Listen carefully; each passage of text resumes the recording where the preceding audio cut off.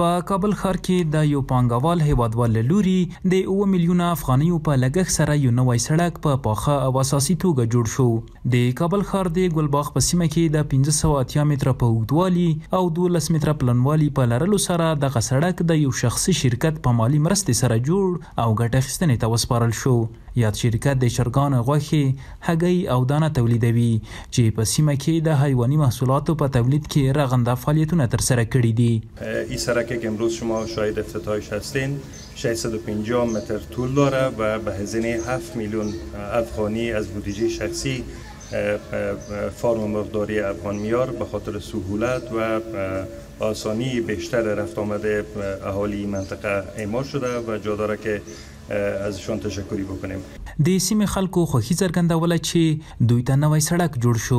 هغوی وویل چې د دغه سړک لومړني کارونه د کابل ښاروالۍ له لوري بشپړ شوي وو او د سیمټ کولو چارې د دغه شخصي شرکت له لوري ترسره شوې.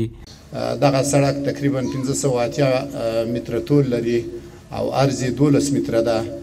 نو د کابل د ښاروالۍ له طرفه په 1402 کال کې منظور شوی وو او دوی تقریبا $1,25,000 تخصیص ورته ورکړی وو، خو هغه کومې پیسې چې دې ته تخصیص ورکړی شوی وو په هغو باندې تنها زیربنا د سړک او 2 طرفه جوچې جوړې شوې، نو کانکریټ د سړک پاته شول.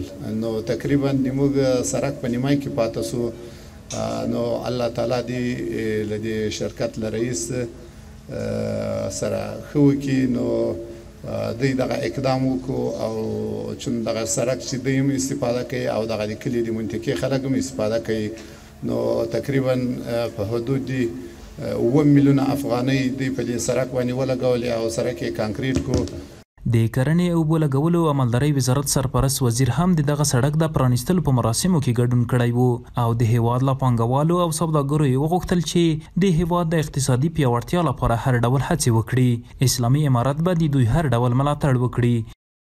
تجار ما یک تجدید نظر بکنه که بیا در جایی که ما از مالیزیا روغن وارد میکنیم این هم اینجا سرمایه گذاری میکنه.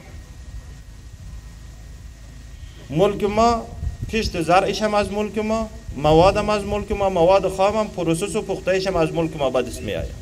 همچنان کالا، همچنان پوشاک، توشاک، خوراک همه ایشان از همین قبیل. خدای پای خیر بده افغان شرکت و هم قطارانشان که در این عرصه گام مثبت برداشتن. ما حامی و همکارشان هستیم. البته نقشه ما پراختر است. قدم به قدم می خواهیم که در همه بخش به خودکفایی برسیم، از اسارت و از اشغال خارج خلاص شویم، استقلال غذایی و امنیت غذایی بیاریم.